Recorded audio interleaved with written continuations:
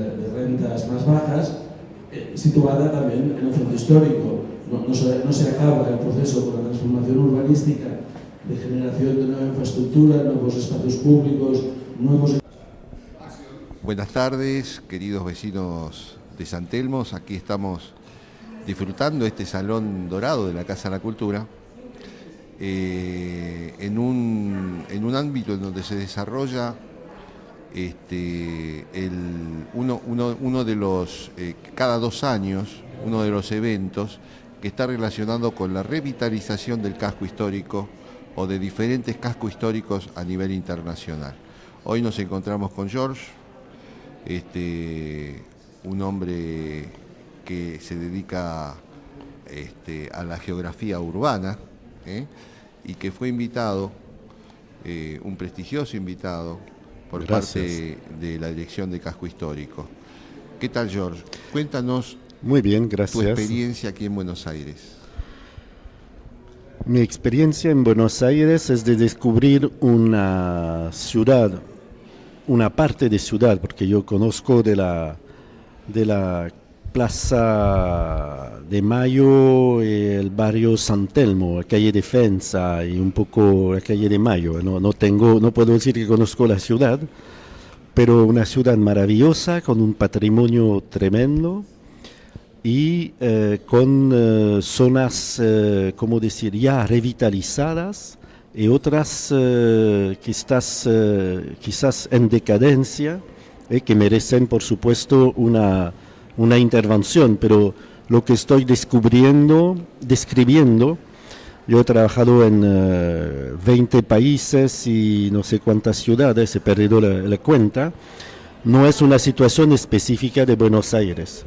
Creo que los centros históricos, por su historia y por su tiempo, todos conocen más o menos este mismo proceso de rehabilitación, decadencia, rehabilitación, decadencia.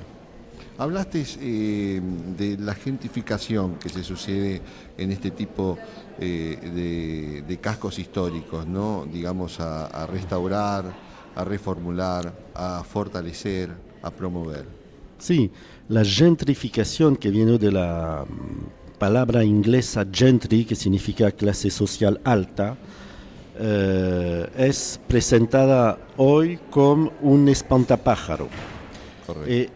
En una medida estoy totalmente de acuerdo para decir que un centro histórico no debe transformarse mañana en un gueto de ricos, para decirlo de una manera trivial.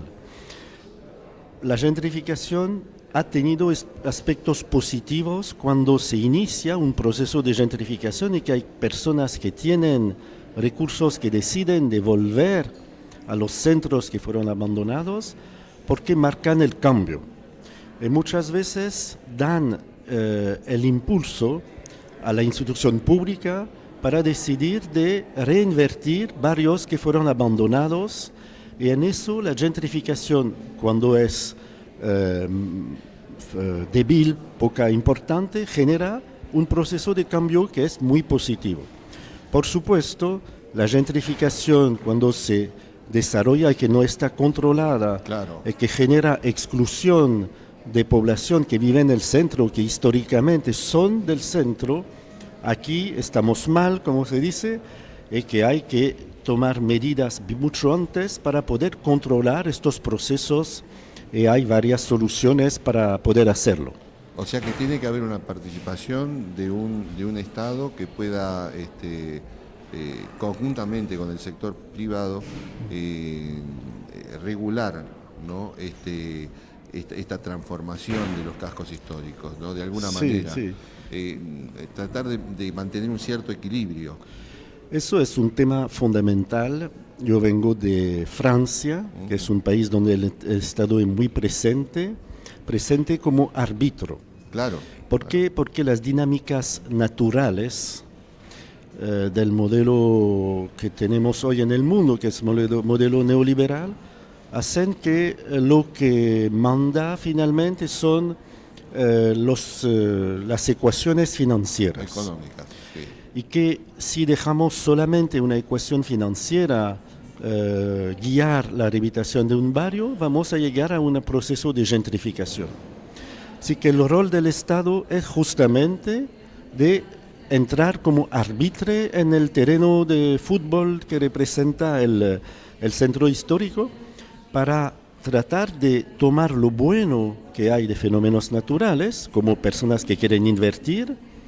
El ejemplo que he presentado de Montpellier está en esta dinámica, se toma a los inversionistas, pero se dice a estos inversionistas, en contraparte, te pido de arrendar tus departamentos, tus viviendas a personas de condiciones sociales modestas, las que vivían en el barrio u otras, para generar un equilibrio entre propietarios arrendatarios, entre personas de clases sociales diferentes, lo que se llama la mixidad social, que es la sola manera de reencontrar la cohesión social en barrios históricos. Bueno, George nos ha hablado con una claridad suficiente, ¿no?, como para entender que este tipo de espacios en donde se debaten todas estas problemáticas y soluciones tienen gente que estudia sobre estos temas, gente que experimenta sobre estos temas y gente que tiene mucha capacidad de resolución y de intervención en estos casos. Nosotros le agradecemos a George. Muchas gracias. ¿No?, su participación en este evento y su colaboración con nuestro querido canal. Muchas gracias.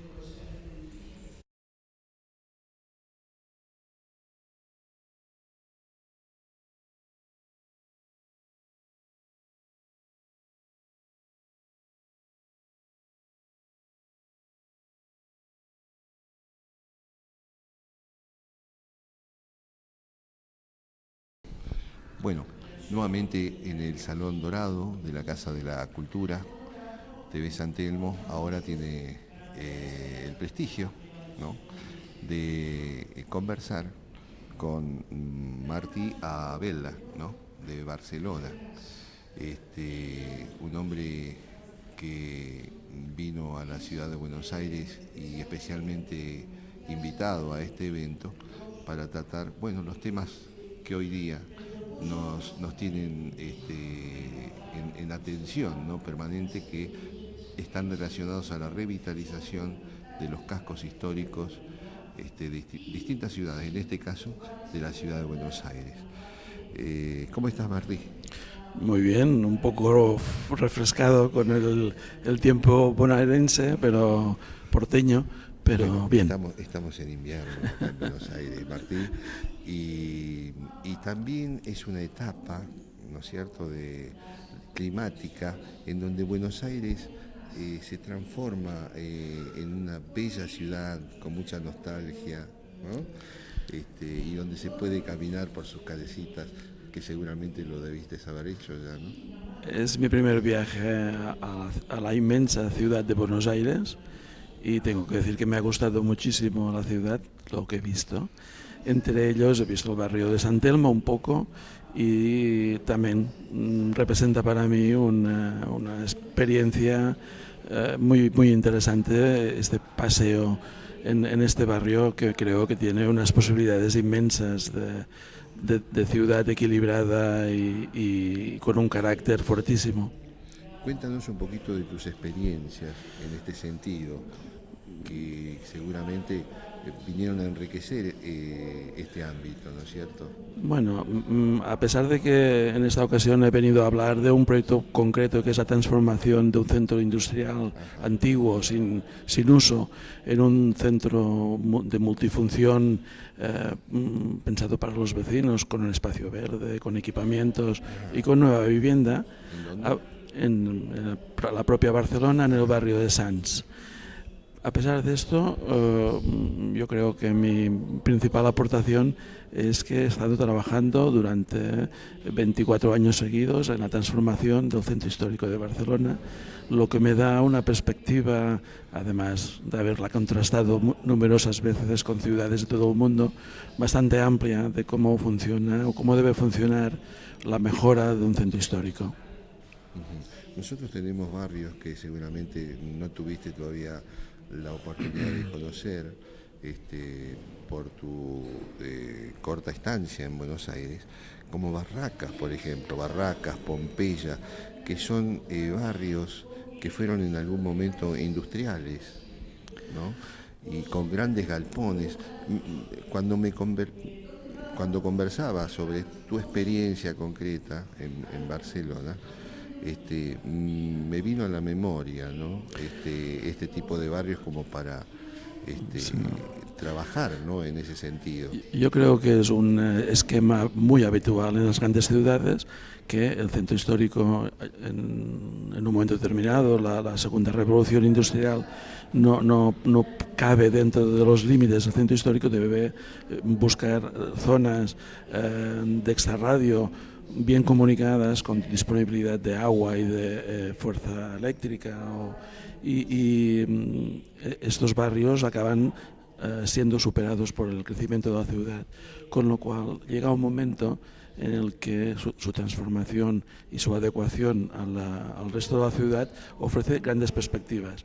Desde el punto de vista de Barcelona, estas grandes perspectivas pasan porque la mitad más o menos de los galpones, las naves industriales existentes, sean salvadas, rehabilitadas pero ahora algunas ya han sido transformadas, por ejemplo, en la Escuela de Medios Audiovisuales del Ayuntamiento o en un propio equipamiento gestionado directamente por los vecinos de aquel barrio, con lo cual están creando un modelo de gestión que me pareció muy interesante, por eso quise venir a Buenos Aires a explicar este proyecto y no a volver a explicar la transformación de la Ciudad Bella de Barcelona, que es un proyecto importante pero ya conocido. Ya conocido. Interesante para la ciudad de Buenos Aires y para nuestro casco histórico, para los barrios como los que te dije, ¿no? Barracas, el barrio de La Boca,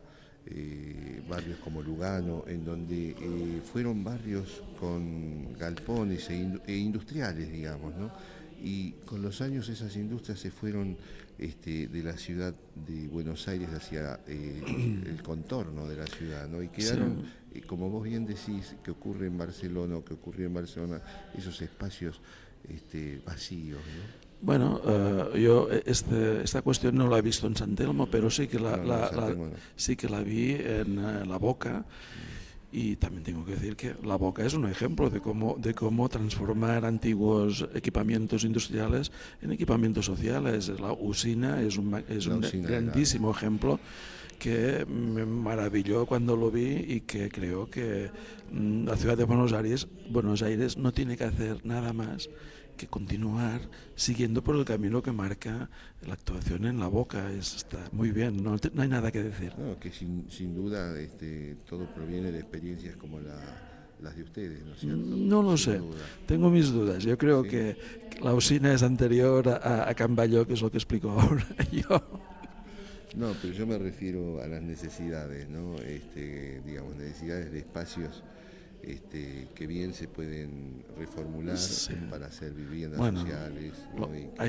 Hay barrios de la ciudad, de todas las ciudades, que necesitan una mejora del espacio público, necesitan equipamientos para mejorar la calidad de vida de los habitantes, y es necesario tener una política activa de creación de vivienda pública para facilitar a sus habitantes continuar viviendo en la zona. Yo creo que en Buenos Aires hay situaciones de este tipo y estas situaciones siempre requieren que el gobierno municipal, el gobierno estatal sean muy conscientes de estas necesidades y prioricen inversiones en estos ámbitos. En este punto coincidís con George, a quien acabamos de entrevistar, digamos que el Estado tiene un deber indelegable como árbitro, ¿no? Y como regulador para el equilibrio, ¿no? Y el crecimiento de estas poblaciones, que sean, digamos, con composición heterogénea, que no sean solamente de un solo grupo social, ¿no? Mi experiencia laboral me dice que los grandes grupos económicos no buscan actuaciones complejas, no les interesa intervenir en zonas donde no solo tienen que lidiar con la población, sino que tienen que derribar edificios, renovar infraestructuras. Esto no es del interés de los grandes grupos económicos en ningún sitio, y no queda más remedio que sea el propio gobierno, la administración pública, la que entienda que puede realizar estas actuaciones con un cierto retorno económico. No tiene por qué invertir a fondo perdido, pero tiene que hacerlo y tiene que liderarlo, porque estos procesos tan complejos nunca la iniciativa privada puede resolverlos. Una población que se resiste a la transformación de su zona es muy poderosa y puede dejar en nada grandes planes de mejora. Bueno, queridos amigos, ustedes ven el resultado de estos encuentros, ¿no? Con cuánta claridad Martí nos ha descrito su experiencia y la posibilidad de que podamos proyectarnos a través de esa experiencia para que estos cambios que se están sucediendo, no solamente en el casco histórico, sino digamos en el cordón inicial de la ciudad de Buenos Aires, pueda sufrir transformaciones, pero positivas, ¿no? Y que le sirva a la gente, fundamentalmente. Gracias, Martí. Les deseo muchísima suerte y les digo que tienen una gran ciudad con muchas posibilidades y que la van a mejorar muchísimo más aún. Bueno, agradecemos a Martí por su colaboración.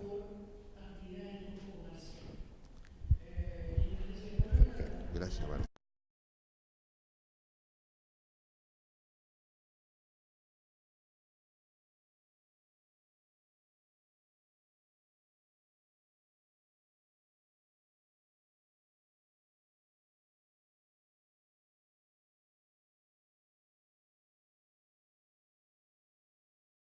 Nuevamente estamos en el Salón Dorado de Casa de Cultura, esta vez con la representación nada menos que de la Ciudad de México, ¿no? La arquitecta Susana Pérez Medina, que bueno, nos va a prestigiar, ella también nos prestigia ya con su visita, ¿no? Ahora vamos a escucharla. ¿Qué tal, Susana? Muy bien, muy a gusto aquí por primera vez en Buenos Aires Bienvenida. y en Argentina. Susi, contame un poquito qué te pareció Buenos Aires y para después introducirnos en tu experiencia concreta. Está bien. Bueno, creo que no puedo hablar mucho de Buenos Aires porque he estado aquí en estas jornadas, en las tardes. En las mañanas hemos paseado un poquitín, 2 mañanas. San Telmo fue hoy, la Plaza de Mayo. Avenida de Mayo. Avenida de Mayo, algunos edificios emblemáticos. Iglesias, sobre todo, y bueno, de gran riqueza histórica Y arquitectónica. Y arquitectónica, y es muy interesante, ¿no? En algunas partes me recuerda a la Ciudad de México. Ajá. Por su monumentalidad, ¿no? Pero muy bonita, pero en otras partes muy diferente.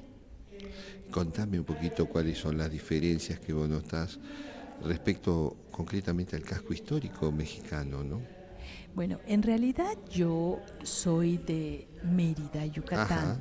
No soy de la Ciudad de México. Lo que más he trabajado es la ciudad de Mérida, que es una ciudad que está en el sureste de México, a 4 horas de Cancún. Y eso lo he trabajado de muchos años. Ahora recientemente empiezo a estudiar la Ciudad de México porque he ido pues mucho, ¿no? Entonces he tenido la oportunidad de estar en el casco histórico, vivir en el casco histórico, trabajar en el casco histórico de la Ciudad de México. Entonces eso me da algunas herramientas y conocimientos para trabajarlo, ¿no? Y sobre todo hacer comparaciones entre lo que sucede en una ciudad y en otra, aunque son diferentes escalas. Pero bueno, en la Ciudad de México es una dinámica muy diferente, es el centro del país. Claro. Allá se asienta el poder político y económico, ¿no? Entonces, por un lado, y luego la figura presidencial pesa en la organización de esta zona, en la negociación acerca de la revitalización y la conservación participa. O sea, hay una mayor participación del Estado. Del Estado, de la iniciativa privada, bueno, en otro nivel de la participación social. Es muy rica la participación social en la Ciudad de México. La Universidad Autónoma la Universidad Nacional Autónoma de México, la UNAM, ha participado con sus estudiantes de arquitectura, han intervenido zonas degradadas, las han marcado, ahora sí que de por vida, o ahora los habitantes de zonas degradadas y conflictivas recuerdan cuando fueron los estudiantes a trabajar con ellos, a mejorar sus viviendas. Este es un ejemplo de la participación, pero también hay muchos ejemplos, como en la parte de Reforma. Es una zona que ha alcanzado precios del suelo muy elevados porque ha sido blanco de inversiones de multinacionales y de grandes capitales, y hay aún personas que viven allá y que se ven amenazadas de su desplazamiento, ¿no? Desplazamiento. Bueno, pues se han organizado y han evitado ser expulsadas, hasta el punto de que inventaron ahora sí que en la creatividad popular inventaron una santa, que es la santa antigentrificación. Qué fantástico, ¿no? Bueno, este es los uno resortes defensivos que tiene muchas veces el pueblo, ¿no? Sí. Bueno, esto es, y en este caso tuvieron éxito, otros no tienen tantos, y si son expulsados, o cuando los precios del suelo suben y la gente ya no puede competir, ¿no? Entonces allá tienen que ser desplazados. Son desplazados y se van a otras zonas alejadas, y tal parece que la pobreza o la riqueza está en relación a la distancia al centro, ¿no? Mientras más pobre, más lejos está, ¿no? La verdad que todas estas experiencias que nuestra querida amiga nos cuenta son tan importantes para tener en cuenta, ¿no? Nosotros que estamos en un proceso en donde tenemos que pensar, digamos, que la gentrificación no expulse a nuestros vecinos, que bueno, que si es así le va a provocar el desarraigo, ¿no? Y ver de qué manera se puede equilibrar, ¿no? Estas transformaciones, estas revitalizaciones de los cascos históricos, pero con la gente adentro, ¿no? Sí, exacto. Sí, y gente dice, no queremos morir aplastados, haciendo alusión a los terremotos que hay y que las condiciones de su vivienda es muy deplorable, claro, ¿no? Pero sí queremos morir en esta colonia, ¿no? Claro. Bueno, es maravilloso, nos quedaríamos charlando durante horas sobre estas experiencias que nos cuenta Susan, pero bueno, tenemos un tiempo limitado, ella también lo tiene, no tenemos más que agradecerle, felicitarla y desear que regrese pronto, ¿no? Muchas gracias, muchas gracias. Gracias, Sara. Hasta luego.